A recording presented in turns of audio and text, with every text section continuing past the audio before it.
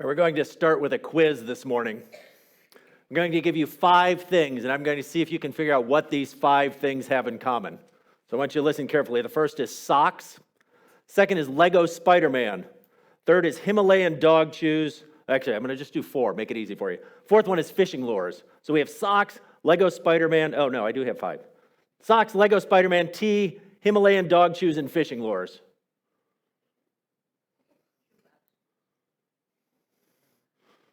Socks, Lego Spider-Man, tea, Himalayan dog chews, and fishing lures. You all see the common thread in them, don't you? Yeah, absolutely, right? Common thread in them is if you wanted to, you could buy an advent calendar with any one of those 5 things in it. If you're familiar with advent calendars, or these little calendars and there's little doors or boxes that open up as a countdown to Christmas. We used to have one growing up, and there were little things you'd snap on a thing and you'd count down, and the final one was a star or sometimes a manger to count down Jesus. But I'm trying to figure out Himalayan dog chews and tea and socks and how those necessarily relate to Advent. I'm not really sure they do. And it's the same way with the text that we read this morning. And if you were listening to those, you thought, I thought we were getting ready for Christmas. And all of a sudden I'm reading passages about the sun and the moon being darkened and things in the sky, and what in the world is going on with these texts? And so, but they are all connected. And we think about these Advent calendars and how do they relate to Christmas? I don't have any idea. But I think these passages, if we think closely about them, do connect us to the season of Advent. Now, the season of Advent, if you're not familiar with that idea, is for many hundreds of years, the church, and by the church, I mean the church across the world, has celebrated a church calendar. And they go through each year a series, and it begins. The opening of the church year is Advent. And so Happy New Year, everyone. So today is the first day of the new year, and it begins with the time leading up to the birth of Jesus, and then goes through the life of Jesus and his death, his resurrection, his ascension, the sending of the Spirit, and then into ordinary time, and it repeats. And it's a way for the people in the church to remind themselves of the story of Jesus and how it relates to all of our life. And so Advent is a time of preparation. Advent simply means coming. But Advent refers not only to Jesus' first coming, but his second coming. Not only that he came once as a baby and grew to be a man who would die on a cross, but that he will come again in judgment. And so these series of readings all connect to that. And so many churches use what's called a lectionary, and those series of readings are a way to work our ways through that. And so today we're going to be looking at one of those in particular, these readings from these stories and a particular theme in them. But first, a story that I read recently, and it's about a pastor who lived during the time of the Vietnam War. And during this time of the Vietnam War, he was into the anti-war movement. He was a part of the anti-war movement. And each day, he would go, or each evening actually, he would go and stand outside the White House with a single candle lit. It didn't matter if it was sunshine or rain or what the weather was like. He would stand there with a single candle. And time went by, and he continued. He became a little more famous in some sense. And finally, a journalist came to talk to this pastor, Abraham Musta. And he said to him, do you really think you can change the policies of the United States by standing alone with a candle? And the story goes that he responded to this journalist by saying, I don't do this to change the country. He said, I do this so the country won't change me. And what he was saying was he was going through this series of practices because he realized that when we're part of a culture, we can be shaped and molded by it. In the same way as we think about these Advent calendars with Himalayan dog chews and socks and tea and Lego Spider-Man, it feels like as we work in the midst of those, they can begin to shape us and make us begin to think Christmas is about getting stuff. It's about materialism, and it's about all these other things that can potentially happen. If I have Himalayan dog shoes, my dog will be happy. If I have these great new socks, my feet will be happy. And so it's a sense of, if I have more stuff, I will be happy. And it's a sense of what I'm getting and what we do when we read these passages. When we come on a Sunday morning, we gather for worship and we sing together and we read scripture together. It's not so much that we can change the world through doing those things. We do them so that we're not changed by the world around us. And so in the season of Advent, one of the typical ways of structuring the seasons of Advent are with the themes of hope, love, joy, and peace. And so today we're going to be considering the theme of hope. And we're going to be focusing on the passage that was read from the Gospel of Luke in chapter 21. And so kind of setting up the story here, Jesus is at the temple. And the temple is the center of Jewish worship. It's this massive structure.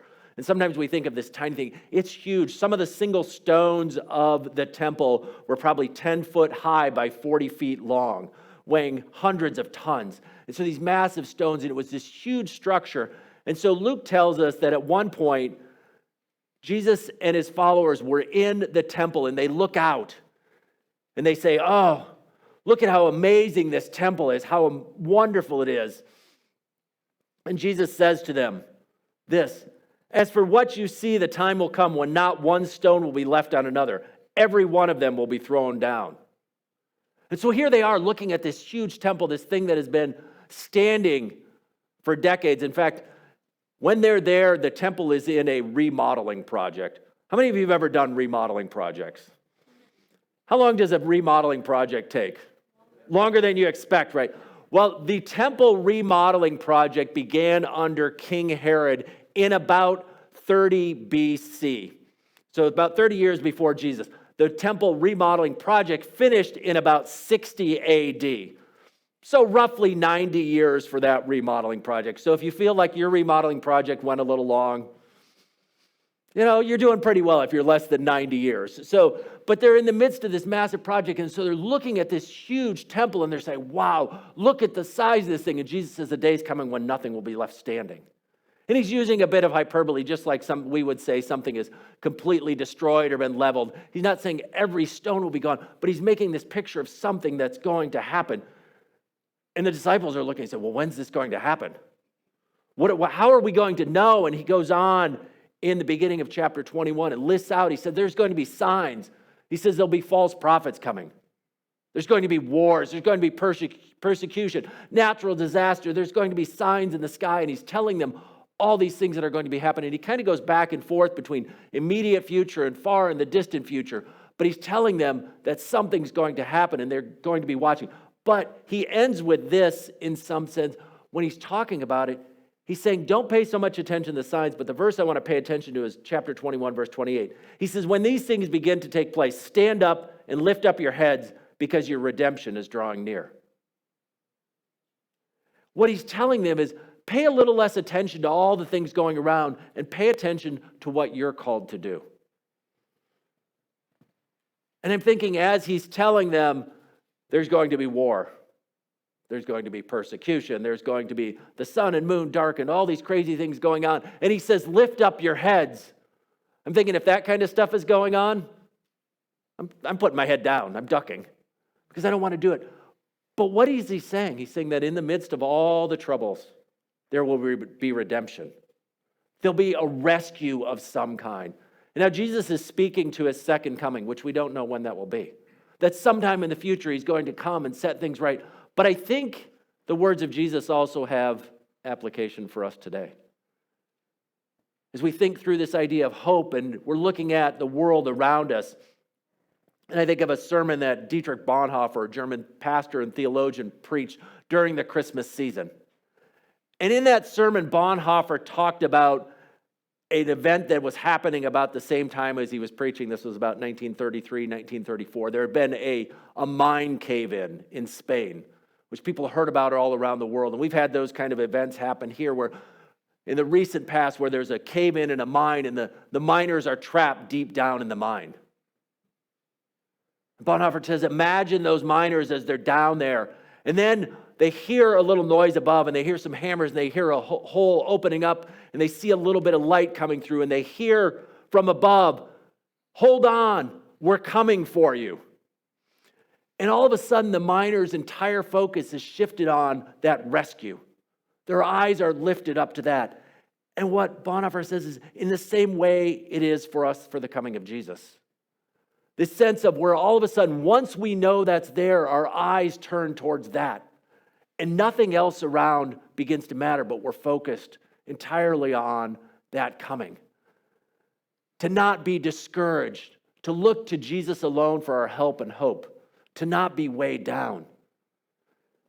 And so when we look at this and when we read these stories, He's reminding us that it's easy to get weighed down by what's going on in the world. Maybe just weighed down by what's going on in our lives. We're feeling struggles. Maybe we're feeling our bodies aging a little bit, and we're not able to do the same things that we used to be able to do. Amen. See? Maybe we're feeling like we're struggling. We've got these relationships and they seem to be broken. Maybe we're looking back at our own lives and we're regretting the things that we should have done.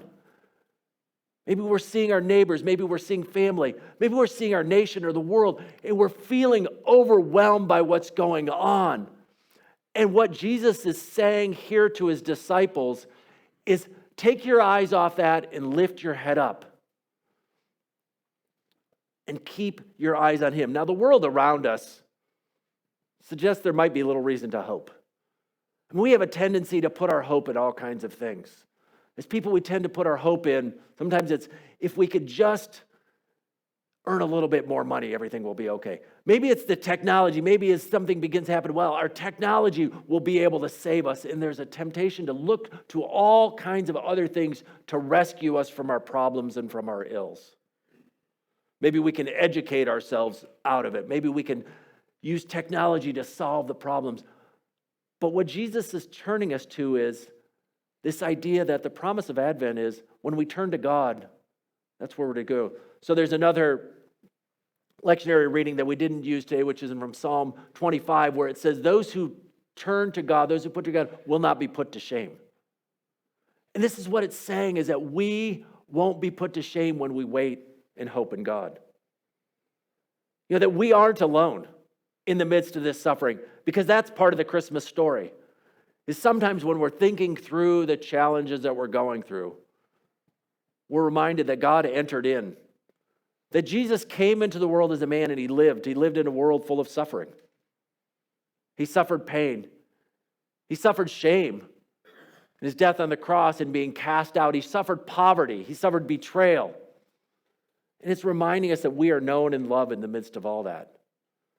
But also that Jesus entered in to set us free.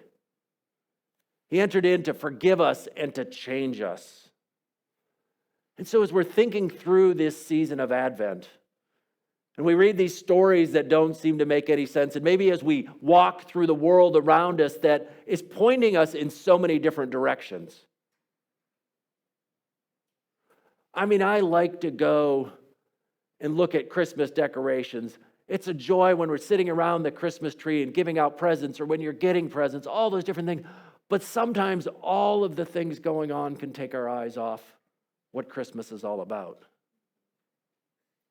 Sometimes it's not just the bad things happening, it's the good things that are happening that get us pointed and distracted and looking in the wrong direction. But as we gather together and as we celebrate, as we light a candle, we're reminded there is a light in the darkness. As we come and we take communion, we're reminded of our need for forgiveness. So these practices, like Abraham moves to gather, standing outside the White House and lighting a candle, is in some sense not so much for us to change the world, but for us to not be changed. For us to come and remind ourselves that there is one hope in the world. And that these texts like this, it's talking about a world that's falling apart, as Jesus is talking about great distress in the land and wrath against this people, and people taken as prisoners, and signs in the sun and the moon and the stars, and nations in anguish and perplexity at the roaring and tossing of the sea. All these things going on are saying, yes, the world is broken, but that's why Jesus came. That Jesus came to enter into this world to make all things new. And when he says to them, he says, when you see these things begin to take place, stand up and lift up your heads because your redemption is drawing near. He's saying in the midst of when all those challenges are facing us, when we're losing hope or where we're not certain where hope is, we're to look and to keep our eyes on Jesus because he is where our hope is. He's saying, don't let all that you see hold your attention. Like the disciples standing there and they see the temple and he says the temple's falling down and they're focused on the destruction of the temple. And then maybe they're focused on persecution and then maybe they're focused on the sun and the moon. But he says, don't keep your eyes on that. Instead, keep your eyes on Jesus and the hope that he provides. And hope here is not a wish, but hope is a certainty. And so as we think through this hope, we think back in the stories of the Old Testament, where the prophets were saying there is a Messiah coming, there is someone coming to rescue, and Jesus came and fulfilled those promises. And so when we hear the words of Jesus, that he's coming again to make all things right, we know that he fulfilled the first promise and he will fulfill the second promise. And so we begin to hope.